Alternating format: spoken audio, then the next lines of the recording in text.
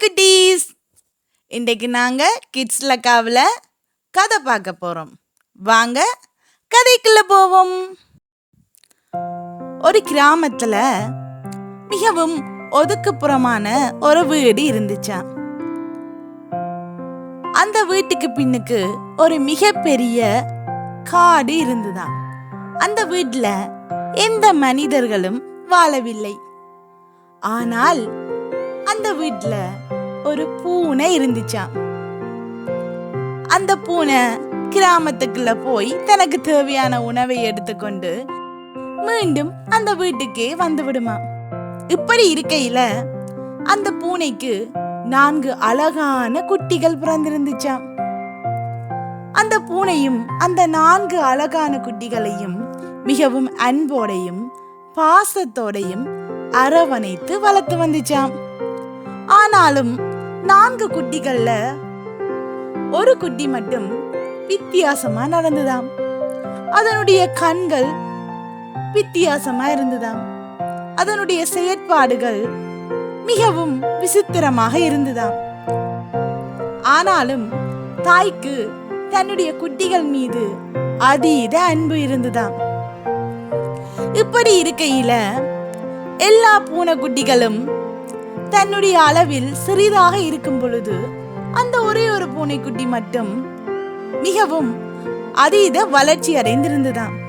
இதை பார்க்கும் பொழுது சற்று சந்தேகத்தை ஏற்படுத்தி இருந்தாலும் அந்த பூனையோ அதை காட்டிக்கொள்ளவே இல்லையாம். தன்னுடைய குட்டிகளிடம் அன்பாகவே நடந்து வந்ததாம். சில நாட்களுக்கு பிறகு அந்த குட்டிக்கு தெரிய வந்ததாம், தான் ஒரு பூனைக்குட்டி அல்ல, நான் ஒரு புலிக்குட்டி என்று தெரிந்து கொண்டதாம்.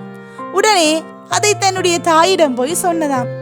அம்மா, நான் ஒன்றும் பூனைக்குட்டி அல்ல, நான் புலிக்குட்டி என்று சொன்னதாம். இதை கேட்ட பூனையோ சற்றும் அதிர்ச்சி அடையாமல், அப்படியா சொல்கின்றாய்? ஆனாலும் நீ என்னுடைய குழந்தைதான் என்று சொன்னதாம். இதை கேட்ட புலிக்குட்டிக்கு மிகவும் சந்தோஷமானதாம். ஆனாலும் சில காலம் செல்லும் பொழுது தாய் பூனைக்கோ தன்னுடைய குழந்தையை தான் இவ்வாறு வளர்ப்பது சரியில்லை என தோணியது. அதனால் ஒரு நாள் தன்னுடைய புலிக்குட்டியை கூப்பிட்டு, நீ இப்படி என்னுடன் இருந்தால் நீ புலிக்குட்டியாக இல்லை, பூனைக்குட்டியாகவே வளர்ந்து விடுவாய். அதனால் நீ காட்டுக்குள் சென்று உன் இனத்துடன் சேர்ந்து விடு என்று சொன்னதாம். ஆனால் புலிக்குட்டியோ, இல்லை அம்மா, நான் எப்படி என் அம்மாவை விட்டு போவேன் என்று சொல்லி தனது தாயான பூனையுடன் சென்று அணைத்து படுத்து கொண்டதாம். அப்போது தாய் பூனை சொன்னதாம், நீ இப்படி என்னுடன் இருந்தால் உனக்கான இரையை நீ எவ்வாறு தேடிக்கொள்வாய் என்று சொல்லி கேட்டதாம். அதற்கு புலிக்குட்டி சொன்னதாம், நான் என்னுடைய அம்மாவை விட்டு எங்கும் செல்ல மாட்டேன்.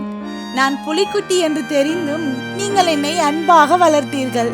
அப்படி இருக்கும் பொழுது நான் எப்படி என் அம்மாவை விட்டு செல்வேன் என்று சொன்னதாம். ஆகவே அம்மா எப்போதும் அன்பானவளே. அம்மாவை போல் தெய்வம் உலகில் எங்கும் இல்லை.